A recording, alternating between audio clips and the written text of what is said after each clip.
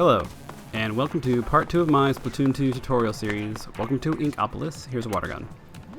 This series is meant for absolute beginners and or struggling players. If you're looking for competitive level tips, this is probably not the best place for you, but you are welcome here nevertheless. Part 2 is weapon orientation. You need to be very familiar with the mechanics of the weapons you choose. A weapon's characteristics directly influence all the choices you make as you move across the map and fight the opposing team. There are 7 weapon traits reviewed in this tutorial: movement speed, range, and drop-off range as one, deviation, shots to splat and time to splat, ink use, recovery speed, and special traits. The purpose of this video is not so much to teach you these things. The purpose is to teach you what to look for as you orient yourself to your weapons of choice. This is not an exhaustive list, but it's a few of the things that I felt are important for newer struggling players. The first trait we're going to look at is movement speed. Movement speed is something best left to you to experiment with. It is best to discover what you like on your own. However, for absolute beginners, there are just a couple of points I would like to highlight for you. First, you will quickly find that weapons have different speeds at which you walk while holding them. Generally, the bigger it is, the slower you walk. They also have different speeds while you are firing the weapon. Generally, you move more slowly while firing your weapon, but the lighter the weapon is, the more similar are your walking and firing speed. A very important note on this is that swimming speed is the same no matter what weapon you have and what your walking speed is when using that weapon. So very heavy weapons have the same swim speed as the lightest weapons. That's very important to how you think about moving around the maps and how you develop your own tactics and techniques. Let's look at a few examples. Alright, so the walking speed of the end zap was about 6 seconds to get from this line to the wall. Now we're going to hold down the fire button all the way across. And it's going to take about 8 seconds. A little bit longer. Not too bad. And I'm just showing this to make a point that strafing, just walking sideways, is the same speed as walking forward. It's about the same time. Alright, then we went to the Splatter Shot Junior, and the walking speed was the same as the end zap. And then firing all the way across, that was about 9 seconds, just slightly longer. Moved to the Splatter Shot Pro, the walking speed is actually the same as both the end zap and the Splatter Shot Junior. But firing all the way across took 11 seconds. Hydra Splatling, now that took about 7.5 seconds, a little bit longer. And this weapon's really interesting because it actually has 2 shooting speeds. Because as you charge up, you start to walk very slowly. Then when you let go, you walk at almost normal walking speed. And that took about 11.5 seconds to traverse the whole room. And then we go for the blaster. Again, walking speed was the same as the other small weapons. But holding down the button on the blaster took 14 seconds to go all the way across, even though it's smaller than the Hydra Splatling. It's very interesting. Alright, now that's just kind of what you can look at with your own weapons. It's less that I need to go through them than that you do. So be sure to check that out. Our next trait or trait category is range and damage drop-off. Each weapon has 2 different types of range: inking range and effective range. For some weapons, these are the same, but several weapons have very different inking and effective ranges. Inking range is the distance your weapon can project ink. Effective range is the range at which the weapon provides the best and most consistent damage possible. Effective range is determined by 2 parameters: damage drop-off and deviation. First, let's look at damage drop-off. Damage drop-off is the decline in damage dealt when the range to a target exceeds a certain threshold. So for damage drop-off, I'm just going to show two weapons, the Splat Roller and the Splatbrella, because they're two that I know, and they illustrate the concept very clearly. So here we have the Splat Roller. Now the horizontal flick only has about 2 units of range, and it's a very broad shape. And then the vertical flick, that's about 3 units of range. So we're going to try starting with from the 3-unit distance, and we don't even do damage to the target. Now that's true of just about everything. Now at about 2.5 units, we do a 30 or so. It takes about it takes about 3 hits to splat. Okay, at 2 units, 2 hits to splat. 1.5 units, just 1 hit to splat. So and at 1 unit, it's even more decisive. And then when we're hitting the target with the roller, we get the max damage of 150.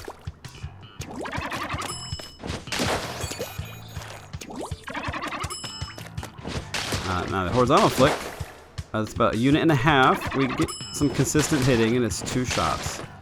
Now at 2 units, the damage suggests we still could 2-shot the target, although it is a little bit less.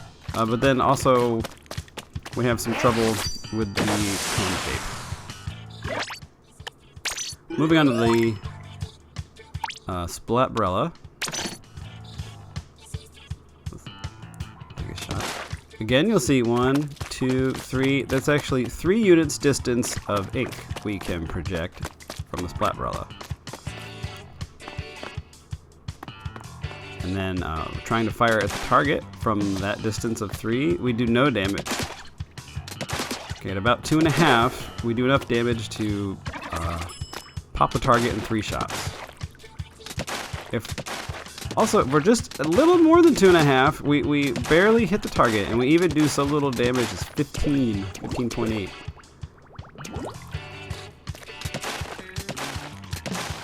Also, there we go. So when we reach, we get 30, and then we get a 3-shot splat.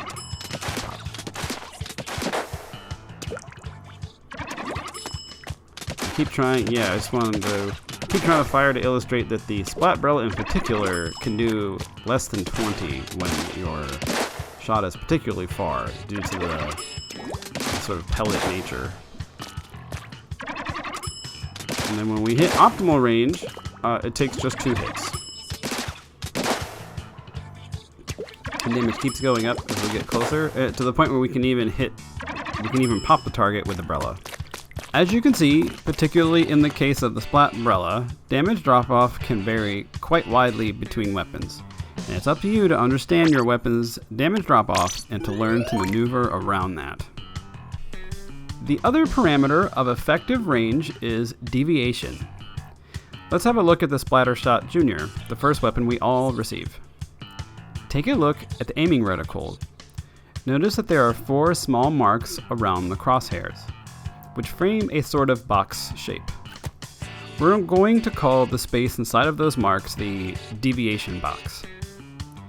Inside the deviation box is the area of possibility for where your shots will fly when you pull the trigger. This means that there is some randomness to the accuracy of your aim, even when your aim is excellent. There are 3 easy-to-train principles to mitigate deviation. One of these is to line up the target so that it fills as much of the deviation box as possible. Perfectly filling the box is very difficult, if not impossible, but you must work towards that. The second principle is to be so close to opponents that you are basically touching them, basically making your gun into a melee weapon, if you're using a gun. I do not advise actually touching your opponents when using high deviation shooters. I'm just trying to illustrate the strong need to be close in order to maximize the effect of some such weapons. The third principle is to fire slightly towards your opponent's feet while using a high deviation weapon.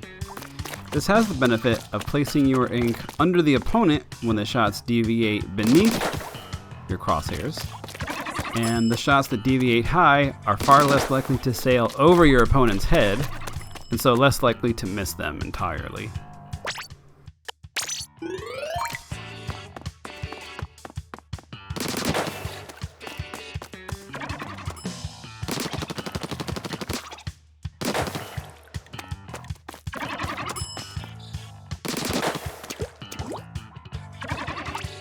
Some weapons have a shifting deviation that changes as you jump. Blasters maintain the same range no matter which direction you aim, but they fire at a slightly extended range when you jump in the air. However, blasters are less accurate when you do this.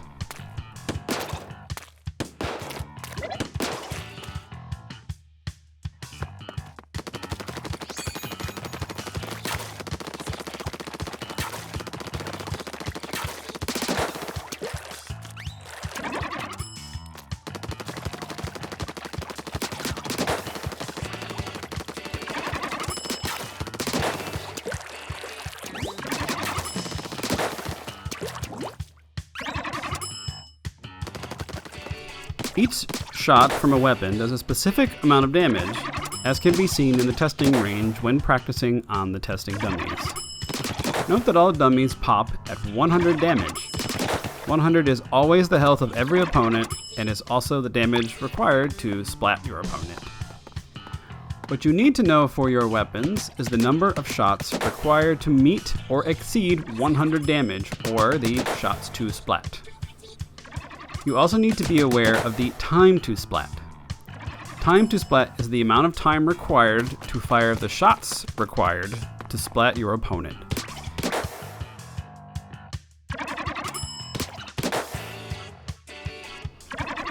These traits do not determine a best weapon, whether it's a fast splat or a low number of shots. These are simply various ways to create weapons that have different styles and ranges, but end up balanced.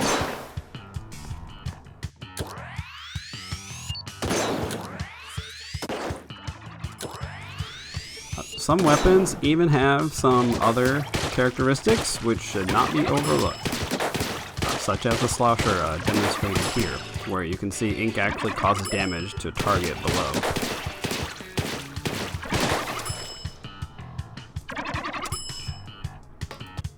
The next trait we'll discuss is ink use. The speed at which your weapon uses ink is what I will call ink use. Your weapon's ink use can be a very careful balance between how many shots you can fire and how many, or few, it takes to deplete your ink tank. Now, for the purposes of demonstration, we're going to use the dynamo roller.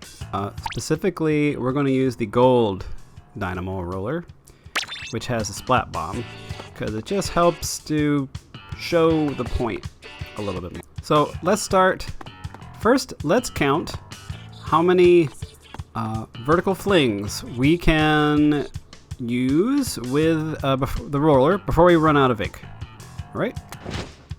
1, 2, 3, 4, 5, 6, and now we're out. I don't even know if the 6th one counted. Our ink tank shows us how much we're using when we're out. And you notice we're gonna, if we just stand idly, it'll charge for us. And there's a little visual indicator, little like squiggly guys there. They indicate the ink's charging. And you can see also there's a little red arrow pointing at a red line, and that is the threshold at which we can use the sub-weapon for this particular weapon. And when it passes, that little red light comes on the top and stops glowing when it goes below. So we'll just let it charge up again. And boom, it comes on. That means we can now use our sub-weapon, our in this case, our splat bomb. Now if we hold down ZL and swim, we now get sort of an icon version of the ink tank meter right there. And you can see there's a lighter colored mark near the top. and that is the sub-weapon. And of course, the beginning tutorial taught you, when you swim in the ink, it charges much, much faster than when you stand. But never forget that you will gradually restore ink to your tank, even if you aren't swimming. Then if we have ink below that indicator, we can't throw another one. Okay, so now, back to the roller itself. So we had 6 vertical flicks from a full tank. Now we're gonna throw a splat bomb.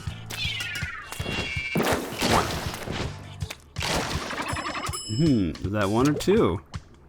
Let's refill. Throw. 1. That was not quite 2. We should have splatted that, but we didn't have full damage.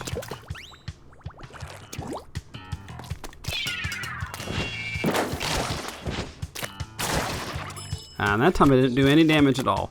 So effectively, you have 1 vertical flick with this weapon after you throw the sub-weapon.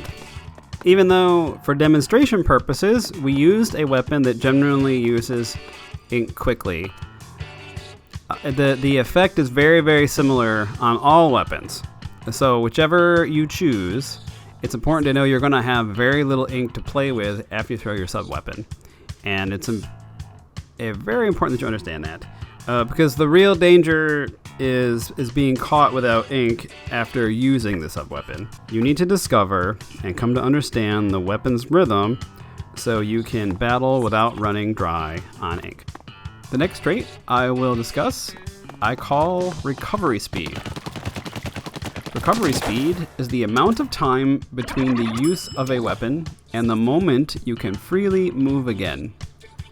Particularly, I am meaning to swim again in the ink. Many weapons do have a significant difference between them in this regard. Here, I am going to hold down ZL to swim, and I'm not going to let go. While holding the swim button, I'm going to click ZR to fire my weapon.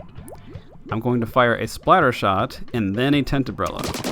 I want you to observe the time it takes to swim back into the ink after shooting these weapons. You see, it's almost instantaneous. One more time. There. It's immediately after I let go of the trigger. Alright, now we will switch over to the tent umbrella. Just give me a moment to find it. Alright. Holding down ZL. Again, I'm not letting go of this button. Huge. We fully stand, fire, and then put it back. Now this, I don't think you just have to stand still though. You can. Let's put a little more ink down here. You can still maneuver on your feet like this. Now this amount of time, it's very difficult for me to time it by myself currently. But it's more than half a second, and in Splatoon 2, this is almost forever. Even different dually sets have different recovery times, which is very important to understand if you decide you like dualies, as they are not all created equally.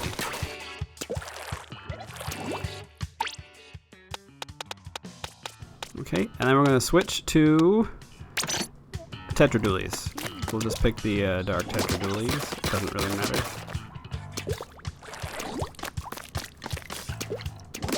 Much longer, easily twice as long. And of course, if you don't play these, just for your information, you have to wait the same amount of time, even if you do not use all 4 rules. So if you're thinking of Tetra dualies, you definitely want to roll behind some cover, so you have time to recover. You need to understand your recovery speed to know how and when it's best to attack. Now we're at the last category, special characteristics. By special characteristics, I mean characteristics not shared by all weapons. These characteristics are usually shared by a weapon class to some degree, with sub-weapons being an exception. And we'll look at one sub-weapon I know of that has a less obvious special characteristic to it. There are a number of weapons that have some special things about them and how they work. We're just going to look at a few examples. Probably one of the more obvious ones is the Umbrella class, which I have right here. So let's take a look here. Right now I'm gonna, because of range reasons, we're gonna fire from right here. So one thing, the Umbrella, of course, it has the shield. So if we fire and hold down the trigger, we get a shield. And after a couple of seconds, we launch it. After a few more seconds, it comes back. And we can see there is some real good range on that thing. Now if we switch to the tent umbrella, this also does this. But if you've tried to use this, you'll know it shoots off a bit faster.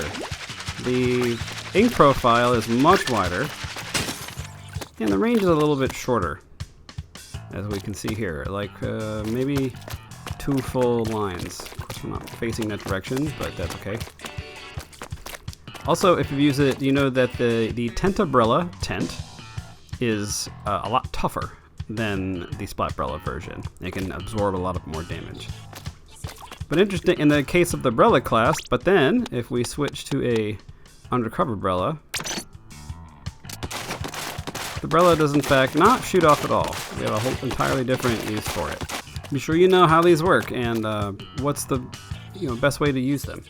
Alright, now we're going to take a look at a class of weapon called the Squeezer. So with the Squeezer, the only weapon that does anything like this, that actually has 2 firing modes.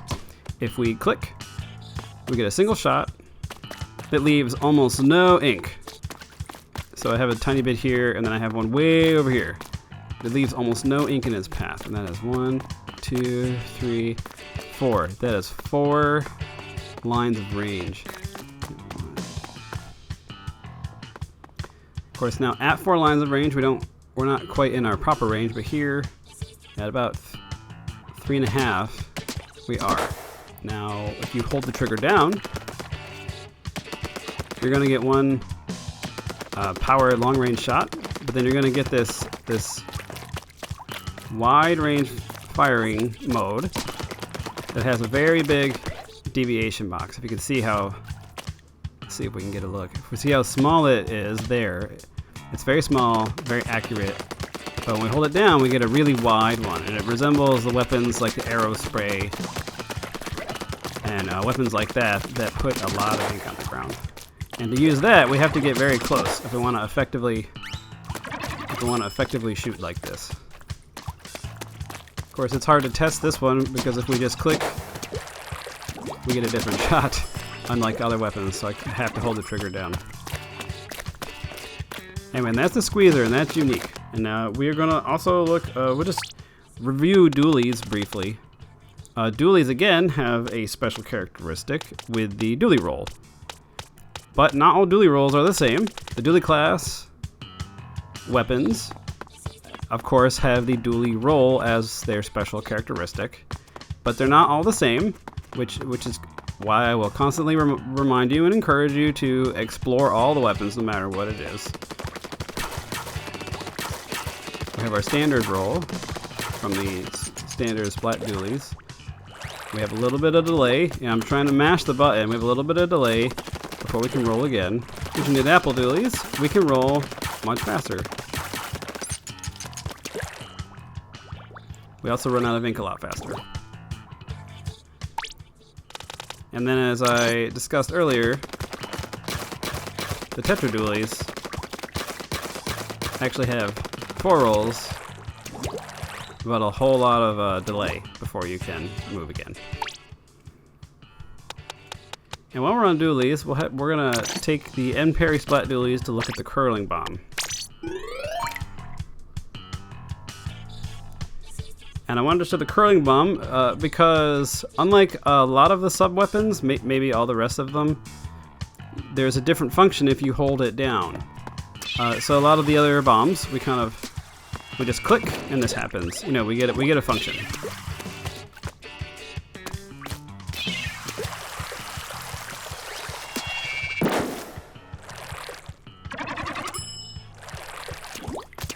you nail the explosion, you get 200. Now, if we hold it down,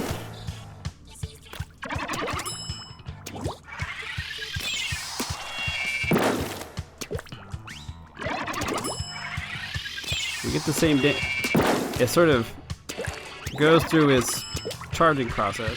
If you hold it down, it will eventually launch. You can't hold it indefinitely. If you choose a weapon with a special characteristic, be sure to explore the way in which it works so that you can fully enjoy it and be as effective with it as possible. I would like to leave you with 2 points about these 7 traits I covered in this video. Point number 1. They do not define a best weapon. There is no best weapon. They are a description of each weapon, defining them and giving them personality. Point number 2. These are not all the weapon traits. These are ones I felt the game does a poor job of explaining, and that I felt new and struggling players would find helpful to understand. That's all for now. Look for my next tutorial where I will discuss how to properly use the weapon testing area for target training. Thanks for watching, take care, and stay off the hook.